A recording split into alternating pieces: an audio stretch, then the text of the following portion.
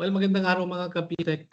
Welcome to session number 35 po ng ating NASH Encash. So ito na po yung session number 35 and for today's video, itong video po na to ay combination na po ito ng ating preparation. Some of the tips will be provided. Mabibigay tayo ng mga important tips for the upcoming NASH. So as the video is being recorded po, ito ay natapos na no yung ating natapos na po yung ating mock test. So parang ilang araw na lang at we'll be having the actual no for the upcoming NASH. So welcome and we now give you some of the siguro mga final tips na lang na maibibigay po ng ating team para po sa ating lahat. And so muli po, maraming salamat sa patuloy na pagsuporta sa inyong PTech Training Center, ang ating NASH Review Program. This is intended for the NASH March 2026 mock test. All domains tayo, noong session number 35 na po tayo ng ating National Assessment for School Heads. No? So by this time, sa mga nagpiprepare na, I believe that you are all ready and hoping na kahit paano ay matest natin yung kakayanan natin in terms of answering yung mga relevant na mga questions gamit po itong ating mga mock test question. Okay?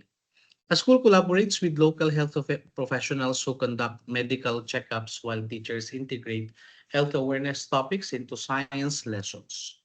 Which principle of school community partnership is most clearly demonstrated?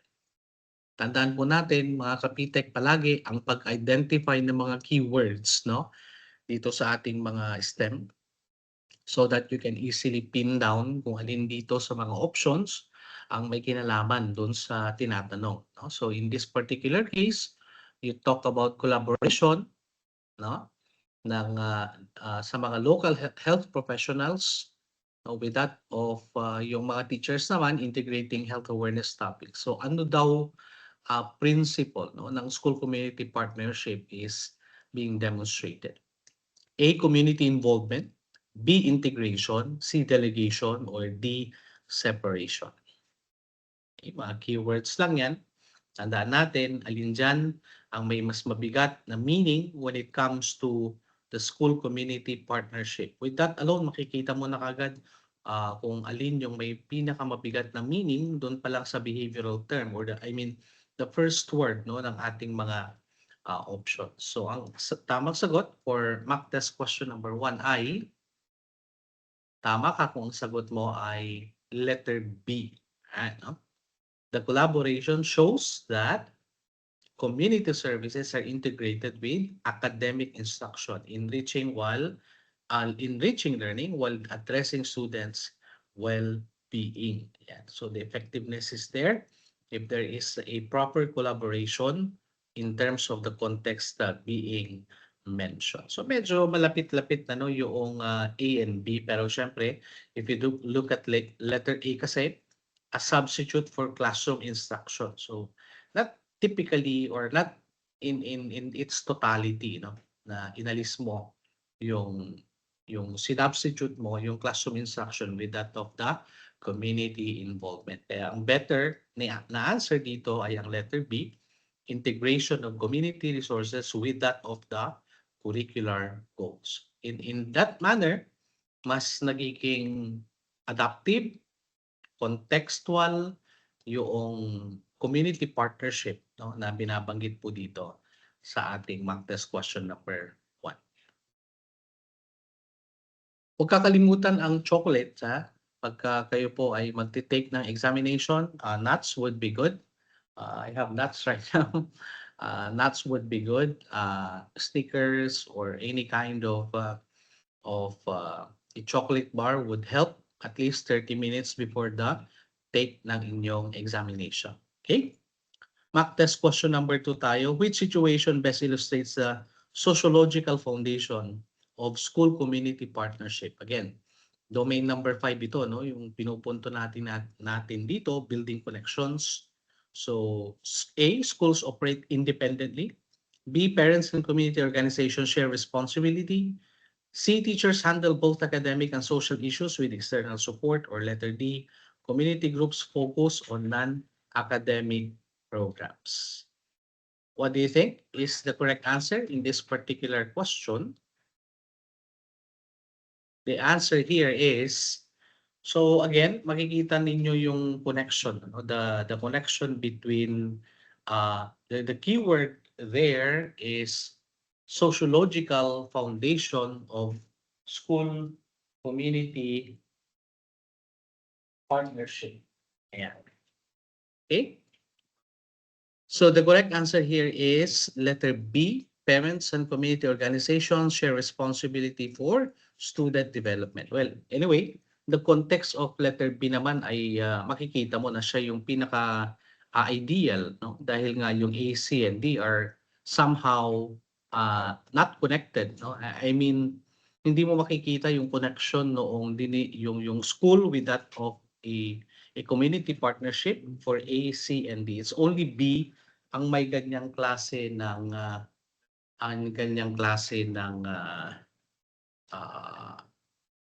explanation, right? The explanation. All right. Okay. We continue with question number 3. Okay. Again, ang paalala ng PTEC team palagi is that syempre tayo ay nakapag-prepare na ng matagal. At least sa susunod na mga araw ay kayo po dapat ay nakapag-rest na, no? Yung mental rest, yan. And then always prepare physiologically na. I think you're done preparing for most of the practically ilang months, no, ng inyong preparation for the upcoming NASH. So I think in terms of the concepts, medyo marami na yan. Ano? Ang susunod na i-prepare nyo na po pagdating po ng exam ay ang inyong physiological preparation. That means that dapat well-nourished po yung katawan natin, walang iniindang mga sakit. And then i-check lagi yung ating mga sa mga meron pong mga conditions we suppose, no, na kayo po ay talagang maganda yung situation ng inyong pangangatawan, no? Kasi yun na lang po, physiological preparation will be the next to hurdle po the 3-hour examination. Okay? Mock test question number 3. A school invites local artisans to teach traditional crafts while integrating cultural heritage lessons into the social studies curriculum. Which benefit of school community partnership is primarily highlighted? A, increased financial assistance. B, real-world contextualization of learning. C, replacement of formal curriculum. Or D, standardization of instruction. Okay. I believe nakuha mo na kung anong tamang sagot dyan. Kaya kung ang sagot mo ay letter B, ay tumama ka dyan, di ba? Real-world contextualization of learning. No? Community experts bring authentic knowledge and real-life experiences, making learning meaningful and culturally relevant. We can apply that in many different contexts, no? Like say, for example, if you're handling a senior high school right now, you are in a senior high school curriculum right now at nagkakaroon tayo ng problema in terms of the limited number of experts in terms of the IM, TechVoc, any TechVoc cases, no, nangangailangan ng specialization, ayan, pwede natin gamitin yung ating mga local artisans na tinatawag or yung mga expert in a particular area para makapagbigay ng authentic, no, na klase ng experience sa ating mga estudyante. Okay? Question number 4.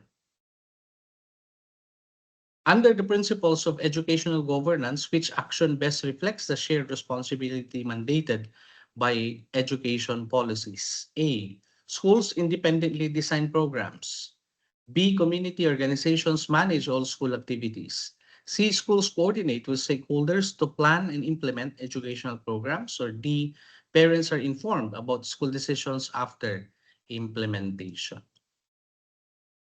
Ang keyword pa rin natin dito ay ang shared responsibility, pero may nadagdag na mga words like educational governance. Looking at the different options, ang ating sagot ay, okay, may tama ka na naman dyan kung ang sagot mo ay letter C. Yeah. Policies such as the governance of the Basic Education Act emphasize participatory governance, where schools collaborate with stakeholders in planning and implementing programs. Okay. We go to question number 5. A principal establishes a long-term partnership with the local business to provide student internships, career talks, and mentorship programs. Which outcome best demonstrates the relational value of this partnership? A. Students memorize workplace theories from textbooks. B. Students connect academic learning with future career opportunities. C. Businesses gain full control over school programs. Or D. Teachers reduce their instructional responsibilities. For number 5, the correct answer here is letter B. Students connect academic learning with future career opportunities. Well, looking at the different options, we know that you can easily get that na yan yung may pinakamalapit na meaning doon sa tinatanong po in terms of demonstrating the value of the partnership between, of course, both the parties that are involved. Internships and mentorship programs help students think or link theoretical learning with real-world applications, strengthening career readiness and motivation. Question number 6. Which situation best illustrates a mutual benefit in school community partnerships? A. Community groups donate materials. B. Schools receive funding while community organizations gain access to volunteer opportunities. C. Schools outsource their programs entirely to community groups. Or D. Community members attend school events with minimal participation. For item number 6, ang sagot natin dito ay letter B pa rin. Effective partnerships are considered or expected to be reciprocal, meaning both schools and the communities will have to benefit through shared resources, outreach, and engagement. In partnership, tandaan natin that it's not only the school benefiting from it, but at the same time, the donor, the one giving you the donation, should also be benefited in one way or the other in terms of maaaring access to different opportunities sa school, social outreach on their part, or sabihin na natin pati tax breaks according to the Adopt the School scheme. Nagkakaroon sila ng tax incentives because of that. Okay? Question number 7. A teacher organizes a project where students interview community elders about local history and present their findings in class. Which educational principle is primarily reflected? A. Isolated classroom learning. B. Experiential and contextual learning. C. Memorization of textbook information. Or D. Teacher-centered instruction. So for item number 7, makikita natin that the answer is letter B pa rin yan. Considering the words that were used for A, C, and D, experiential and contextual learning is what really being defined in this item for mock test question number 7. Okay, the activity demonstrates experiential learning where students gain knowledge through direct interaction with community members and real-life experiences. Okay. Maagang dumating during the examination, huwag kakalimutan po lahat ng mga materials na gagamitin po ninyo. I-prepare po ang inyong mga laptops and internet connections, extension wires, yung tubig po ninyo na gagamitin. A day before ay nakaready na yan, nakapack na ang inyong mga bags. Okay, and of course, syempre yung mga rituals natin, yung ating mga faith ay bit-bit po natin no, during the examination. Huwag na huwag pong kakalimutan ng mga yan. Mock test question number 8, which strategy would most effectively sustain long-term school community partnership? Sustainability ang tinatanong dito. Inviting community partners during celebrations, establishing shared goals, allowing teachers to design partnership activities, or focusing collaboration regarding financial donations. So keyword mo sa item number 8 in terms of partnership ay sustainability. How can you sustain?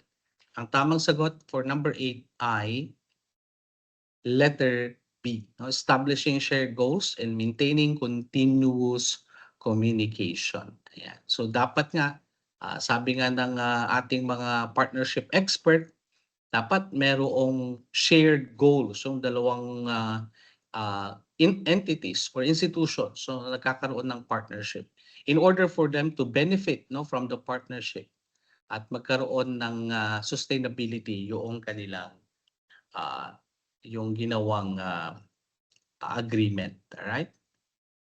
Question number 9. The school implements Brigada Eskwela where parents, alumni, and local businesses help repair classrooms before the start of the school year. Which dimension of partnership is primarily emphasized? A. Academic enrichment. B. Community participation in school improvement. C. Curriculum standardization or teacher professional development for letter D. Which dimension of partnership is primarily emphasized? So again, it talks about letter, ayan, letter B. No? Programs like the Brigada Eskwela highlight community involvement in maintaining and improving school facilities, strengthening the sense of shared ownership in education. And for question number 10, which situation best demonstrates how school community partnerships support students' holistic development? A. Community members provide tutoring for academic subjects. B. Schools coordinate with civic organizations to offer counseling. C. Schools focus exclusively on academic achievement. Or D. Community organizations operate independently from schools. Okay. Holistic development, yung term na yan na may kinalaman pa rin sa school community partnership has something to do with letter B. Right? The answer here is in terms of the holistic development, it should include social, emotional, physical, and intellectual growth. Now, we have to remember, partnerships with civic organizations allow schools to provide comprehensive support services. Okay. Question number 11, which combination of laws provides the legal basis for the formation and operation of PTA in Philippine schools? A. PD 603 and BP number 232. B. RA 9155 and RA 10533. C. RA 7610 and RA 10627. Or D. RA 4670 and RA 6713. Okay. Pag nabanggit po yung ating Parents Teachers Associations in the Philippine schools, hindi po nawawala dyan ang ating letter A. No? It's referring to the Presidential Decree number 603, which is the Child and Youth Welfare Code, which mandates the formation of the PTA, while the Education Act of 1982, or yung tinatawag natin na Batas Pambansa 232, affirms the parental rights no, to organize and participate in school governance. Okay. Question number 12. Which function of a PTA primarily ensures transparency and accountability in the school community partnerships? A. Organizing recreational activities for students. B. Monitoring and reporting financial transactions. Conducting academic assessment of learners. Or D. Designing the curriculum.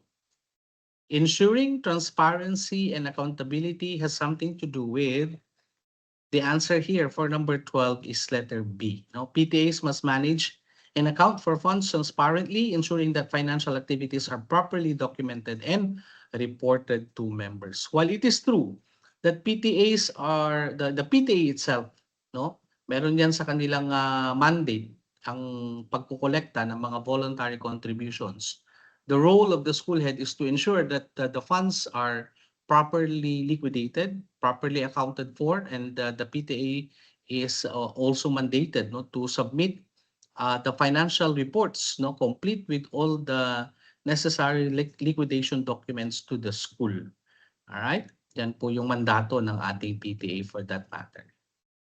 Question number 13. A PTA organizes a consultation meeting where parents discuss student discipline concerns with teachers and school leaders. Which principle of the Omnibus PTA guidelines is most evident? A. Financial independence of the school. B. Collaborative governance for learners' welfare. C. Replacement of school administration authority. Or D. Privatization of school programs. Consultation where parents discuss student discipline concerns. Ang tamang sagot natin dyan for number 13 ay letter B. No, the guidelines promote harmonious collaboration among parents, teachers, and school leaders to address issues affecting the learners. So it's actually an opportunity for the parents to have para makapagbigay ng kanilang mga issues and concerns or makapag-air out ng kanilang issues and concerns that would impact, no, student welfare in general. Question number 14 tayo, no? So again, tandaan po natin mga ka-PTEC na ang ating preparation ay matitest na sa araw po ng ating examination. Okay. Binabanggit palagi natin that ang physiological preparation ay gandang bigyan ng pansin, no? Isa o dalawang araw bago po ang examination. Which situation best demonstrates the alignment between the PTA functions and school improvement initiatives? A. PTA officers decide on school policies. B. PTA members coordinate with school officials to support literacy programs. Or C. PTA officers collect funds without reporting expenditures. Or D. PTA meetings focus on social activities. Okay. Obviously, ang tamang sagot natin for number 14 ay letter B. No? PTA activities should support school programs such as literacy initiatives while coordinating with school leadership. So we do away with well, it is true that it's the only organization that is allowed to do voluntary collection. Kasi all the other organizations naman hindi po pwedeng magkaroon ng any form of collection except within the approval of the PTA, and the PTA be the one to do that.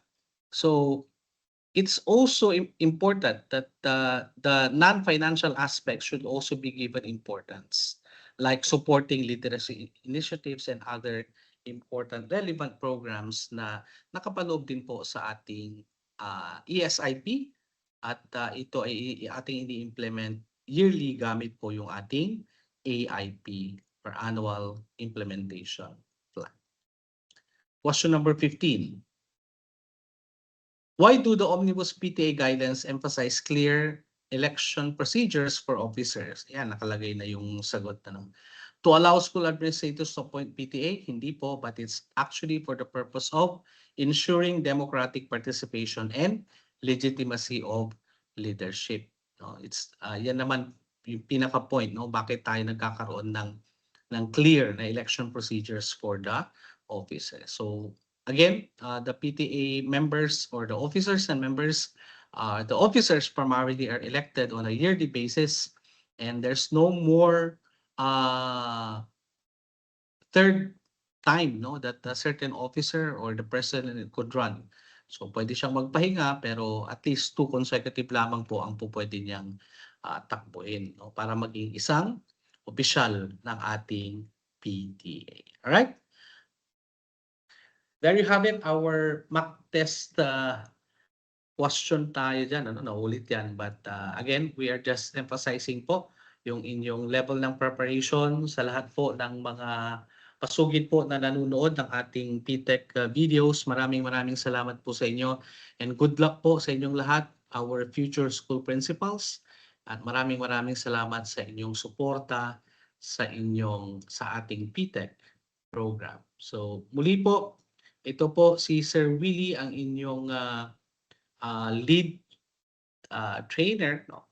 And we're really hoping that ang atin pong result ay siyempre maganda ang kalalabasan, and continue praying, and sana po ay maging very positive, no, yung ating result ng ating examination. Maraming maraming salamat at magandang araw mga kapitek.